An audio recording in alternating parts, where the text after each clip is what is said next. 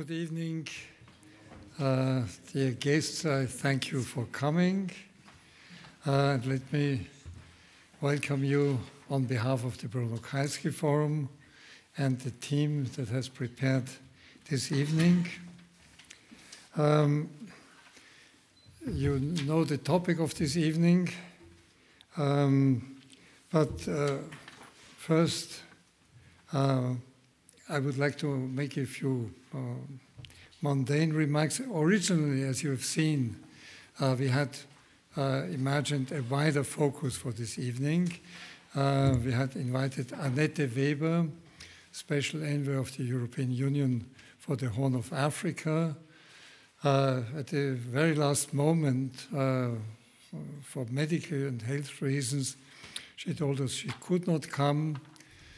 And after a quick deliberation, we felt that it would be good to keep this evening, and because a number of people had already said they would be coming, Philomena Apiko was ready to come and so say, be the main speaker this evening. I think we are very happy that this is going on now. Another point I would like to make is this evening was mostly or more prepared by my colleague Irene Horace, former ambassador to African countries, EU ambassador. Unfortunately, she had the good idea of going to do some skiing in Kitzbühel, a bad fall, a heavy injury, an operation, and we were no longer certain that she would really be able to make it. She has made it, but she will talk from the floor at a later point. Let me now welcome the panel. Philomena Apiko, who will make an initial presentation, comes originally from Uganda, but it is present working with the ECDPM. They call themselves now Africa-Europe Center. I think that's an interesting development. ECDPM is one of the main think tanks for the European Union on African and development issues. Philomena is the head of the AU-EU relation team in ECDPM. She has gotten a degree in human rights and international relations. And this is the first time she's in Austria. And we welcome her, welcome Philomena to this evening.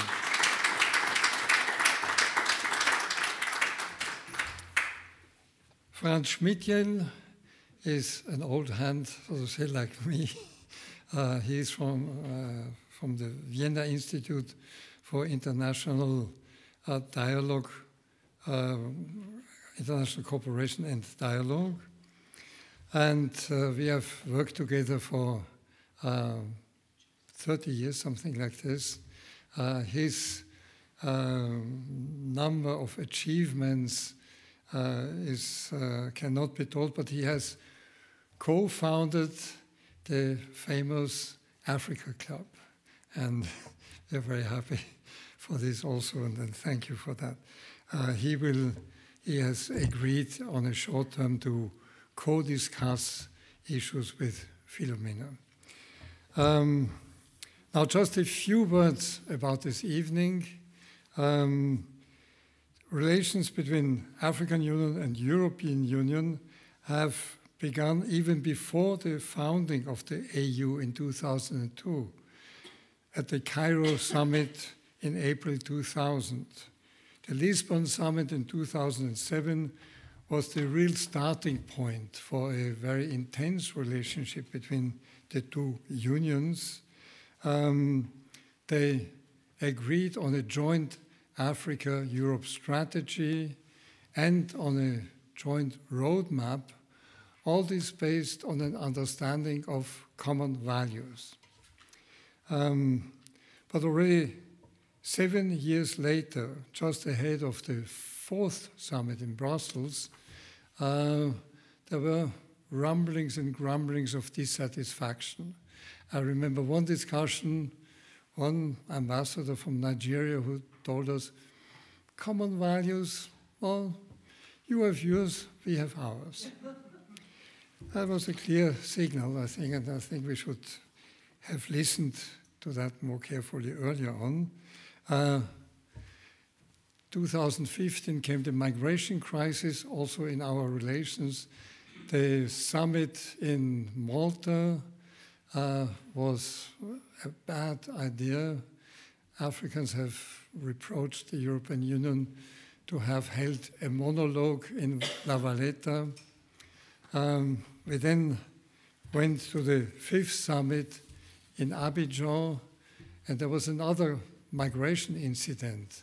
The photographs of sub-Saharan Africans being held in horrible camps in Libya that really triggered a sort of strong reactions from all sides, and many of the other issues were not even discussed.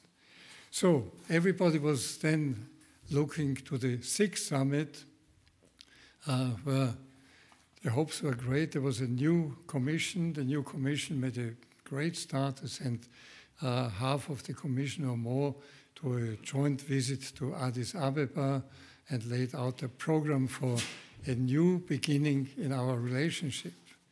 The problem then was there was COVID, attention was somewhere else, a Ukrainian crisis had beginning to loom, and the summit, the Brussels summit, was postponed, finally held in February last year.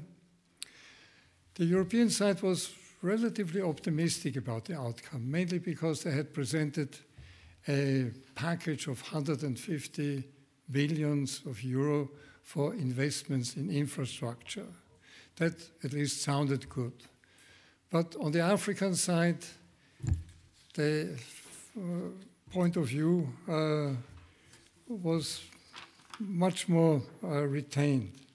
What we heard was a clear disappointment about yet more promises, but no action, no discussion on an eye-to-eye level, no progress on questions like COVID and health policy, climate change, migration, and even security. For the first time, we could hear Africans say that, well, listen, Europe, you are not the only partner for us. We have other options. And they mentioned China and Saudi Arabia and Russia and Turkey and so on. That, again, should have rung a bell. But another bell was ringing a week later, the invasion of Ukraine by Russia. And that, again, turned out to be an important point of divergence of opinions between Africa and Europe. And this is one of the things we would like to discuss this evening. I will stop here.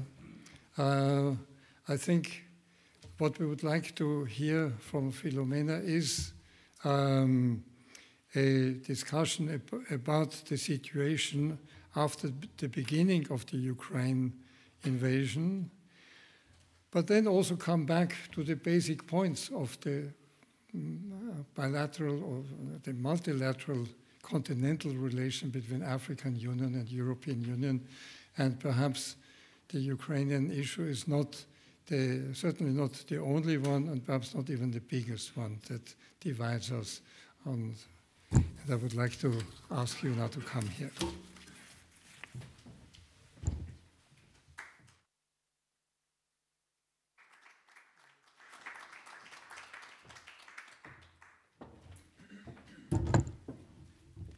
Good evening, everyone. Thank you so much, Georg and Irene and the team for inviting me.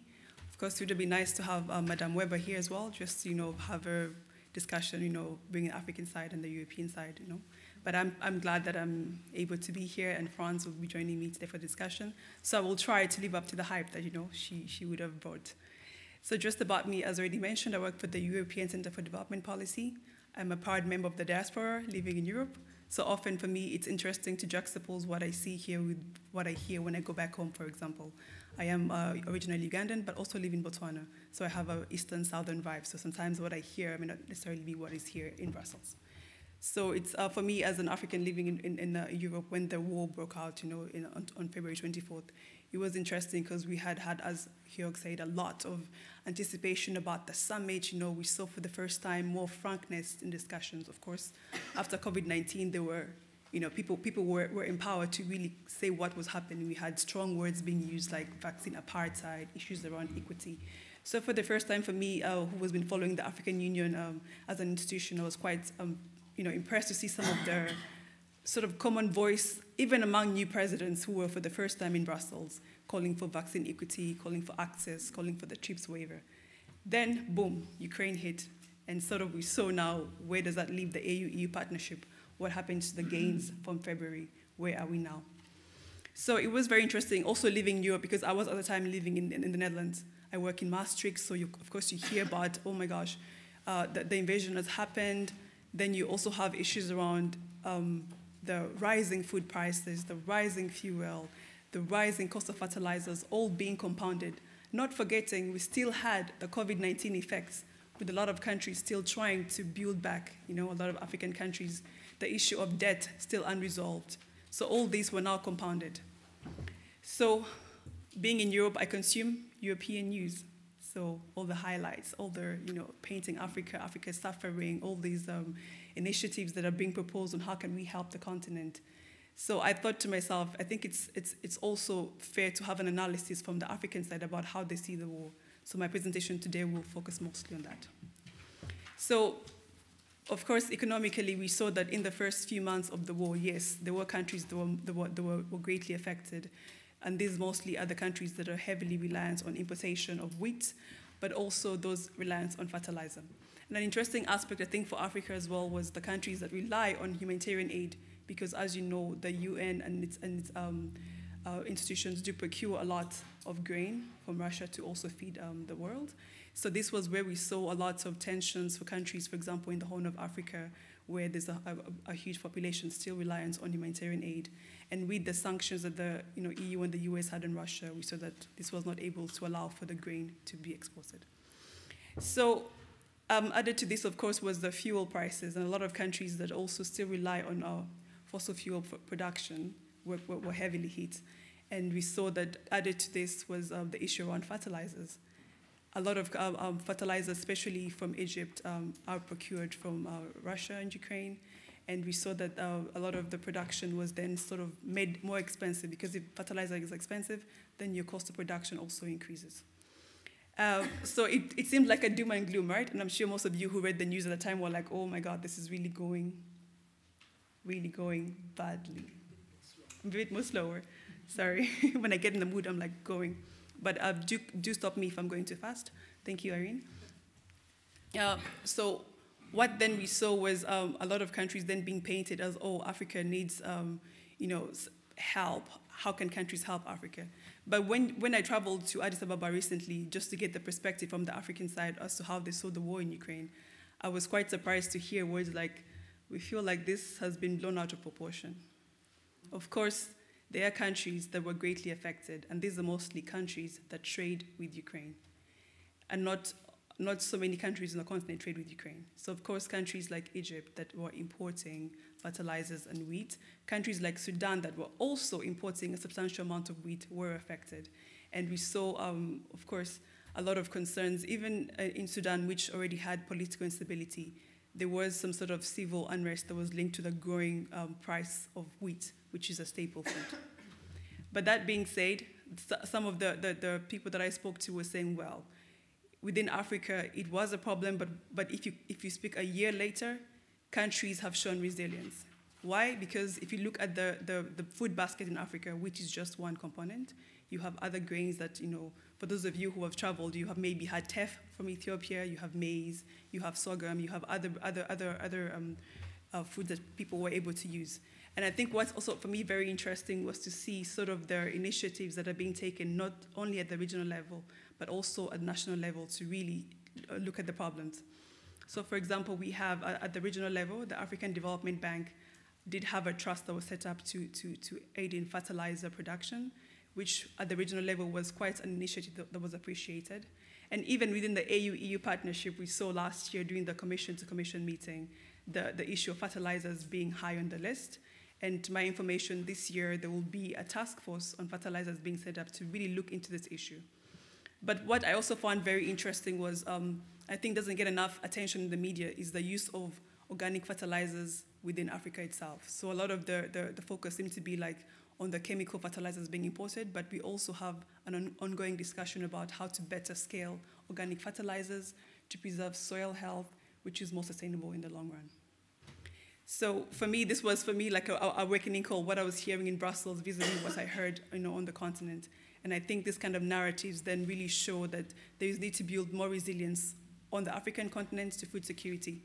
But this isn't a new issue anyways. Those of you who follow the African Union, you know that last year, the theme of the year was on Africa, food security. So this is the realization that this conversation has been going. But what I also found being told to me was that sometimes a lot of countries jump on this bandwagon of the Ukraine effects, which in a sense is shifting the blame from governments who have to then fix the underlying problem. So if you know that your country needs to have better access to water for production, access to markets, you just say, the populace, the war in Ukraine is causing food prices to rise, the war in Ukraine is causing inflation, but then we need to be able to also address the underlying issues that are really causing the problems on the ground, that I found to be very interesting. So maybe just as the way forward, I don't want to dwell on the negatives of what happened. I'm sure all of you who read news, who watch news, you know what's happening, but maybe to see what are countries themselves doing to maybe mitigate this food energy crisis on the continent. From East Africa, I will give East African examples, which are easier to me to understand. So we have, for example, Rwanda. The central bank has maintained like an interest rate at 5%, which is allowed, of course, for people to be able to also borrow easily. And then you have fertilizer subsidies, which I've seen also in countries like Morocco, where they're able to encourage production locally.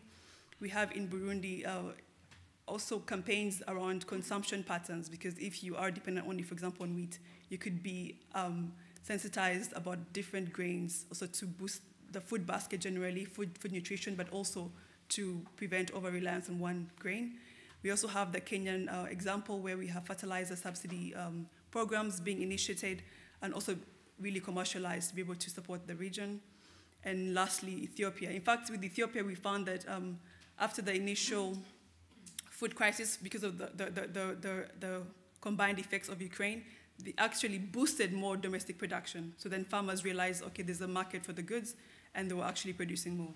So in a sense, what I can say in a nutshell, I think just to conclude my opening, because I know we have a really good discussion for other topics, is that yes, the war in Ukraine happened, and in the beginning, we sort of saw that there was our scaredness about what does this mean for African countries. Are we going to see a collapse of African countries? But what I see on the ground is that actually it has built more resilience. It has built conversations around food security, around nutrition that had already been on the African Union's chart, but then member states were not necessarily following through. In fact, there is a declaration that says member states should give 10% of national budgets to agriculture, but so far many countries are falling short. So this is almost like a wake-up call to say, listen, we cannot be over-reliant on food production, on fertilizer production. We need to be self-resilient. And just maybe to end, we now have what we call the African Free Trade Area, which I'm sure some of you have heard of. And this is really being touted as the way to increase value chain production. And one of the areas, of course, is agriculture production. And the value chain in all its sense. So fertilizer production is going to be included in that, as well as processing of the goods, to really be able to not only produce, but also to have goods that can have long shelf life to avoid crisis like we had now. So this is just me setting the scene. The news in Europe has a different story, but what I heard on the ground also gave me hope to say through this crisis, more resilience has been built. And I think this is the kind of conversations that need to be brought in the AU-EU partnership, to really push it forward. Thank you.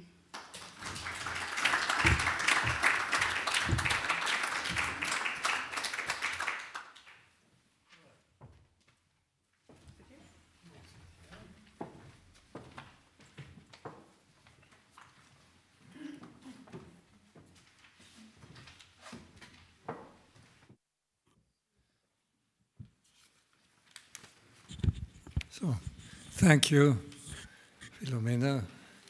When I make a quick sum of what you said, it almost sounds like Ukraine is a blessing in disguise for Africa. That's perhaps exaggerated, but let us now see where we can go from there and into some of the details. First of all, I would ask Franz Schmidjell to give us his point of view out of a different perspective. Well, thank you very much for the invitation. It's a big honor to sit beside you, and thank you for your introduction. It might be a different perspective now, because I never have been part of this official dialogues, European Union, African Union, or on the bilateral government level. I'm more rooted what I call the civil society, and this for the past 20-25 years. When we talk about civil society, we should be a bit more precise, because according to UN definitions, it's the space between state and market when citizens link up for common interests, which is a very general definition. But the one thing is that they are quite critical to their own elites when I talk in Africa, but also in Europe. And what happened on this dialogue, European Union, African Union, it was reduced to one small part of civil society, which we call NGOs. The term NGO, non-governmental organization, was not very used in a lot of countries in Africa. Even they had no word for it. Once we made a seminar and people have been asked, how you describe NGOs in Africa in your language? And I remember one said, that's the people with motorcycles. The other one said people with pickups. So that have been the more international ones. But anyway, the focus is on service delivery, and it changed a little bit the culture. Besides NGOs, there have been community-based organizations, there have been faith-based organizations, trade unions, feminist networks, and social movements. I will come later to this.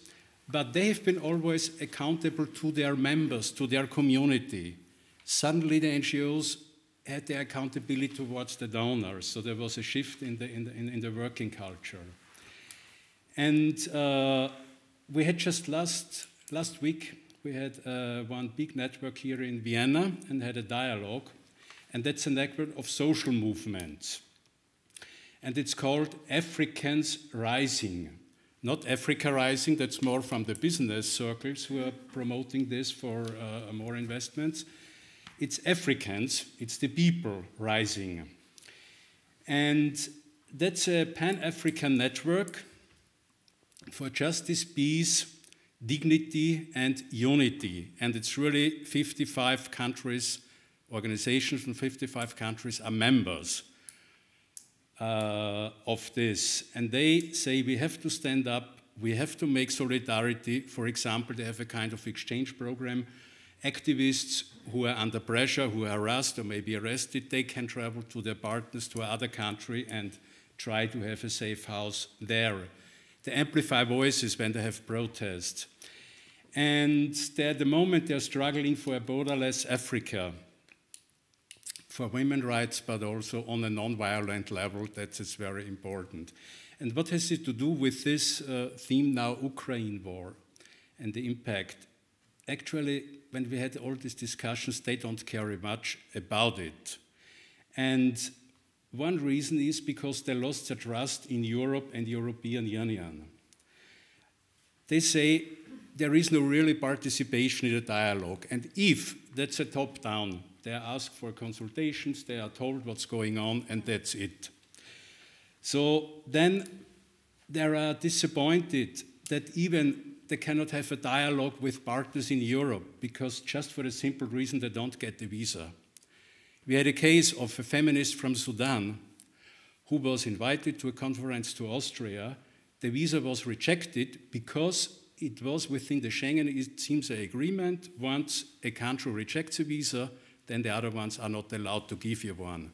And the first one was rejected because he was a political prisoner under Bashir. And they say if she has been in prison, she might ask for asylum in Europe, and therefore the visa was refused. So that's the reality of our dialogue. And you mentioned already this monologue in La Valletta, but it's not only monologue. They implement, when I said they want to have borderless Africa, the anti-migration policy, the externalization of anti-migration, made new borders. After Berlin in the 19th century, they are creating new borders again. And it's against their interest. So they are not so much, they don't care so much about what's now going on this dialogue with Ukraine war. Of course, they feel the impact, the inflation, the higher food prices, and normally this is triggering a lot of social unrest, because it's not the first time that food prices skyrocketed. We experienced it in 2010 after the financial crisis. We experienced it in 2011 and 12, and a little bit less in 2014. But this time, African elites, it seems, please correct me, they reacted and they tried to subsidize a bit more and to subsidize fuel and food and so on. And on the other side, during COVID time, their political space became smaller. They are no more able to have these networks like before. And another reason, one delegate said, it's very simple. After 2 years or 3 years of COVID, we are hungry. And with the empty stomach, you hardly can organize such protests. So this is just my observation, what I got from Franz there, and if you allow me 2 minutes more. I want to add what you said about the structural causes of this food prices increase, the internal ones, I mean this kind of not dependency on food imports. I want to add another one. I would call the financialization of the food in the world, the food markets. This was not always the case, but happened after the neoliberal matrix dominated the world in the 80s, 90s. And, you know, few days after the Russian aggression against Ukraine, JP Morgan advised their clients to invest in grain. So we always, when there is a trigger like this war in the Ukraine or the financial crisis in 2008-9, then prices suddenly skyrocketing because the financial markets are a kind of amplifier of this. There is enough food, that's not the question.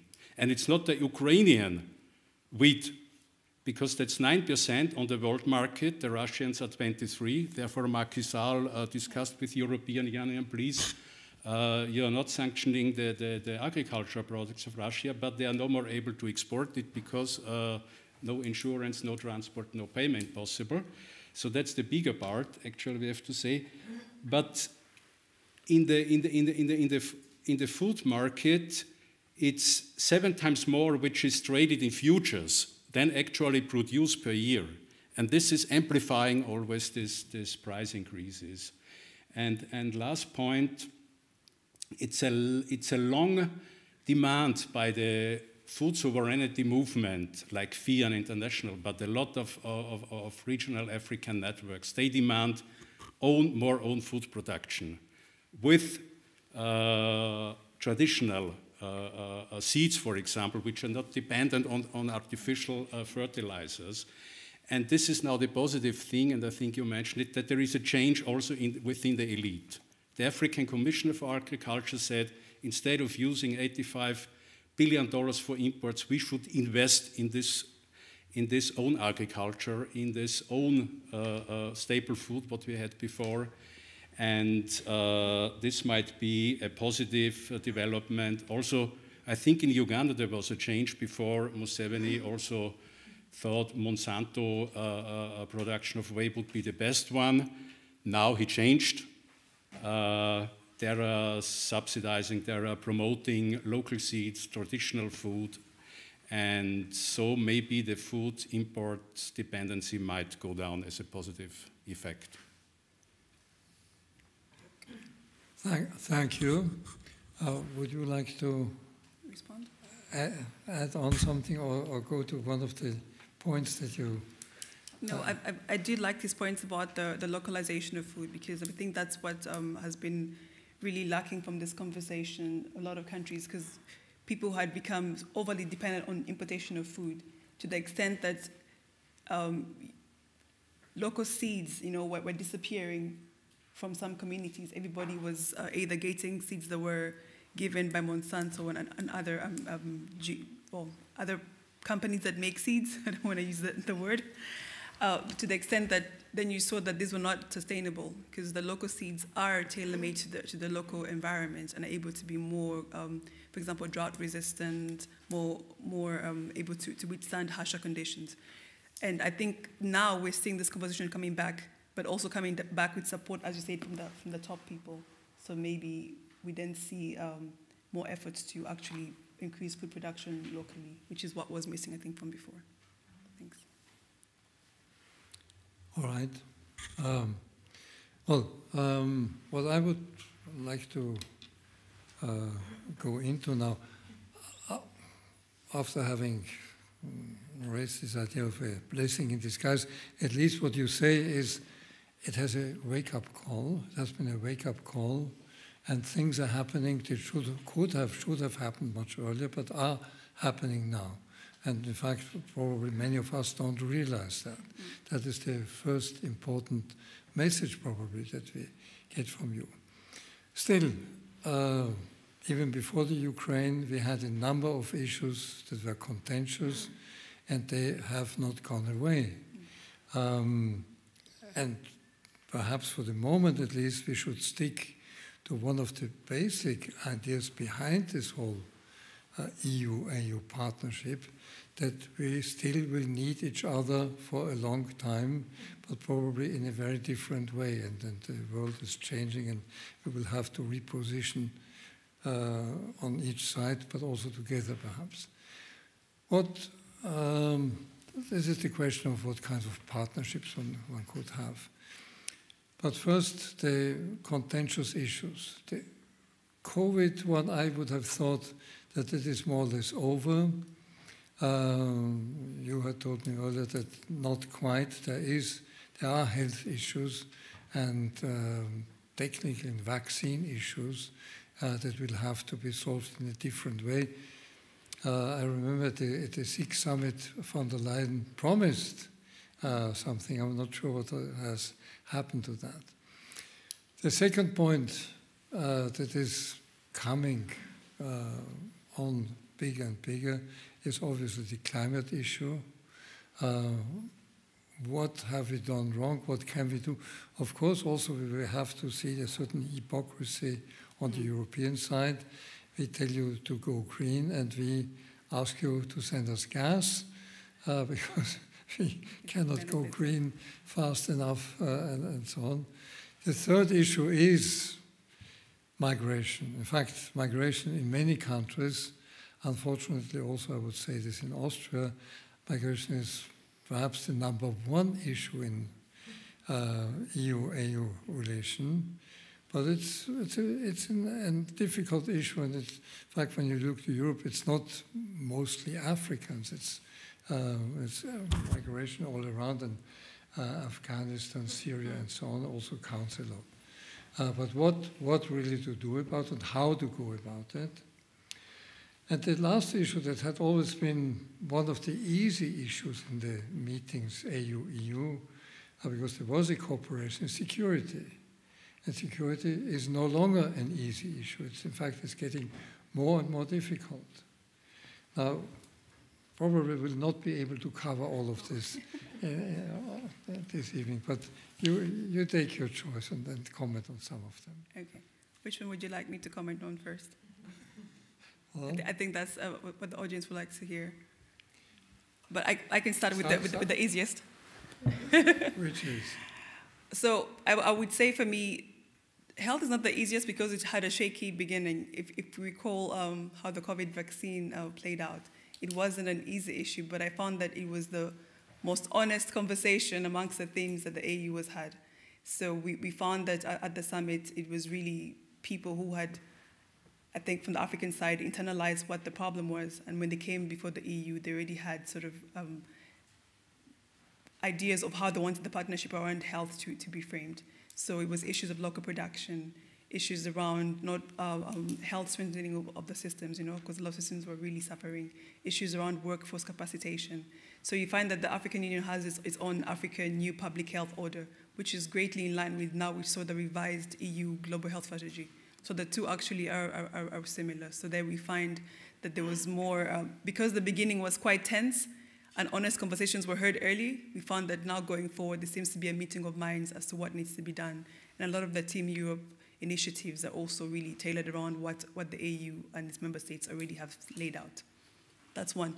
But that being said, of course, there's one issue that is still tricky with the health, which is concerning technological transfer. I'm sure most of you last year were following the news around the TRIPS waiver, around how EU companies were not willing to share the technology needed for local production. The issue had to go back to WTO, which then decided that, yes, the waiver will be granted, but it's temporary waiver, so for only 5 years, and it's, I think, reviewable every 6 months to see where the progress is.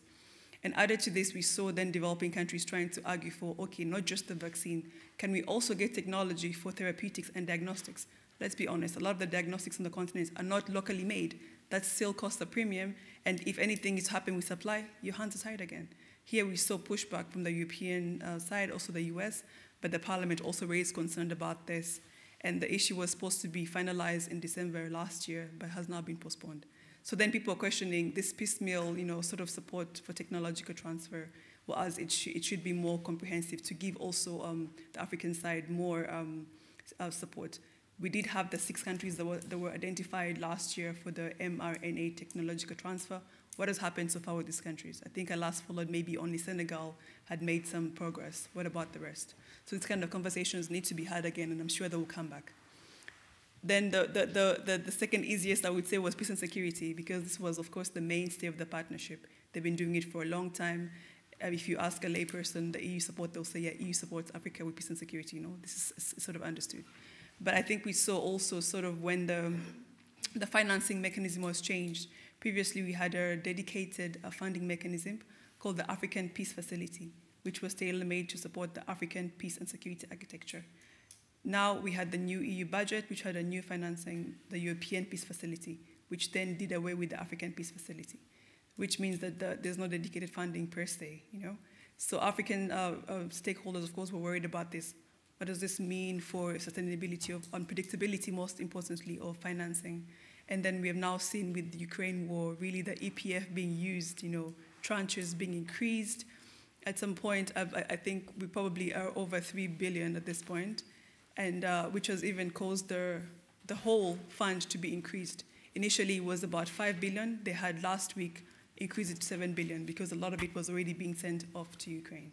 So then you have the Africans then questioning, okay, what does this mean for support to our, for example, peace support operations? And the amount that has been dedicated to the African side till next year is about 600 million. So you can also put the scales to that. But I think most importantly, what we saw as another concern was the fact that the EU could supply lethal weapons bilaterally to member states. And those of you who know the African Union, there's a whole architecture in place, and it has been the main body dealing with this peace and security operations. So some people are worried about this bypassing, what does that mean for the effectiveness of the African Union's own architecture? What does it mean for proliferation of arms on the continent? These are questions that are also, being brought back to the fore. But I think I was in Addis last week, and one person from the AU did mention that there is sort of discussion to see how can the funds be channeled to the African Union than to member states, something like that to avoid this sort of bypassing mechanism. The third one? Well, we could perhaps stay a second with the security issue. Okay, the peace and security issue. There is a change in Africa. In recent years, you had an increase in the number of conflicts, but also a change in the landscape of African conflict. There was a French professor who talked about the militarization of conflicts in Africa. That is, in each country you have more and more militias. Every village now almost would have its own militia. And this is, in fact, simply a problem of you don't know any longer where you're standing and where to start when you talk about mediation and so on, or whom to take in, whom to take out. Now, I remember still the glorious times after 1989 when Europe stated, well, we will totally keep out of African conflicts. African conflicts should be solved by Africa. And that was surreptitiously changed again in the beginning of the 2000s. There you had the new paper that was issued by the European Union, provided that, yes, Europe could have its own military operations in Africa. And it did. Congo was the first one. This election observation. Chad, then was another one. Mali. Is there a discussion about this also in Africa? It's a complicated discussion between member states, subgroups within states, and the African Union. How to handle this today, and who should do what, and what role in the end for the UN, if there still is any? No, that's a really good question. I mean, when it comes to conflicts in Africa, I think also what people need to remember is that there's a sub-regional level, so we have the African Union, but you also have the regional economic communities. So these are also bodies that really deal with the regions. Per se, we have 5 regions, and there are different regional economic communities, like one for West Africa, Southern Africa, East Africa, Central Africa as well. So there's a whole, then you say, proliferation of different militias who has the responsibility to do what? Where is the role of the EU vis-a-vis, no, first of all, where's the role of the UN vis-a-vis the AU, vis-a-vis the EU, and where the REX, and where does the EU fit in all this mix of 3 levels? I think that's a question that also a lot of people are trying to understand, and also to even question the effectiveness of some of these interventions. If you look at West Africa, there's been a frustration, for example, with some of the French but also European presence that was there for peace and security, to the extent that some countries are kicking out, the forces, because then it's realized that what they're for is not necessarily achieving what they're supposed to. So this then leaves the question: how can they be more effective? What I know from the African Union is that the REX, due to the principle of subsidiarity, are the first responders. So the regional economic communities should be able to respond to a conflict. And we see now in the DRC that the East African standby force is going to be activated to help the issue in the DRC.